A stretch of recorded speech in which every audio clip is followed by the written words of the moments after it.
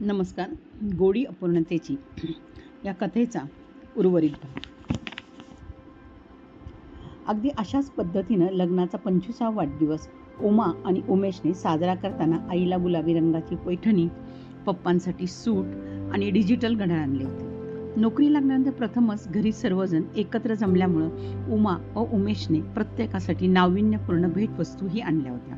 दोन्ही आजींसाठी सिल्कच्या इरकल साड्या, मंगळवेढ्याच्या आजोबांसाठी धोतर जोडी, शर्ट, टोपी, उलनची शाल, तर मुंबईच्या आजोबांसाठी त्यांच्या आवडीचा सफारी शिवून घेतला होता. दोघेही भरभरून कौतुकाने सर्वांसाठी काही ना काहीतरी देत होते.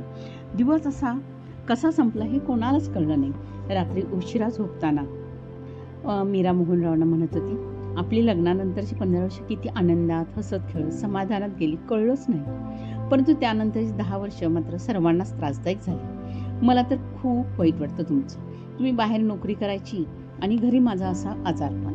माझ्यासाठी तुम्ही किती सहन करत आहात. मीराला भावनिक होताना पाहून मोहनने लगेच थांबले आणि म्हणाले, अगं मीरा, असं बोलू नकोस. आपण दोघे वेगळे आहोत का? तुझ्यामुळंच तर ही मी एवढी मोठी प्रगती करू शकलो. तुझी साथ होती म्हणून सगळे प्रमोशन्स घेतले. माझ्या प्रत्येक क्षणात यशात तुझा वाटा आहे. तुझ्या संस्कारामुळेच आज उमा आणि उमेश आपल्या लग्नाचा वाढदिवस इतका छान पद्धतीनं साजरा केला. तुझ्यावर जे भरभरून प्रेम करतात. जर वेळ पडली तर आपण तुझ्यासाठी किडनी ट्रान्सप्लांटचे ऑपरेशन सुद्धा करू. माझा पूर्ण विश्वास आहे की तू यातून निश्चित बाहेर पडणारच आहे. आम्ही सर्वजण तुझ्या सोबत आहोत. तुझी जिद्द, आत्मविश्वास, उत्साह आम्हाला कायमच प्रेरणादायी वाटतो. तू आहेस म्हणून घर आनंदाने हसते खेळते आहे. मीरा, काही काळजी करू नकोस. अगं, घर हे दोघांचं असतं. दोघांनी एकमेकांना सांभाळायचं असतं. एकाने पसरवलं तर दुसऱ्याने आवरायचं असतं. त्यामुळं कधी निगेटिव्ह विचार करू नकोस. मीरा, जर मला असा त्रास झाला असता तर तू किती माझी काळजी घेतली असतीस, किती व्रतवैकल्य केली असतीस. ऐकता ऐकता मीराचे डोळे भरून येत होते.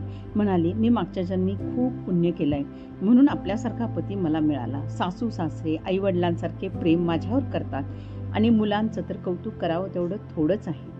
त्याचवेळी आकाशवाणीवरती गाणं लागलं होतं. स्वप्नातल्या कळ्यांनो उमलू नकाच केव्हा, गोडी अपूर्णतेची लावील वेड जीवा.